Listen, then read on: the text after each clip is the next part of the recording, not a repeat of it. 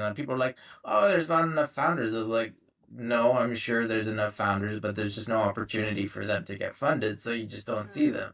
And so, like, that was the circle. And, like, the universe has changed so significantly that now entrepreneurship, startups, and tech is one of the key focus areas for most of the governments in the region.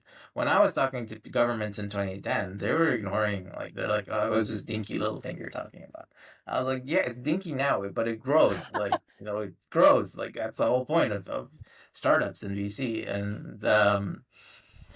But yeah, you gotta be a little crazy to be the early believer and one of the first people to really think about this and give startup founders money and be like, here's some money. Because, like, the thesis before with the business community was like, my money's worth more than you as a founder, so I'll give you the funding that you need. I'll take 90% of the company, you keep 10%. And that's how traditional businesses were kind of run. Like, you keep 20%. That's your sweat equity. I'll put in all the money and then you keep your sweat equity. So changing that around to we as the money as the minority and the founders keep the majority because they're the ones that are going to keep this successful.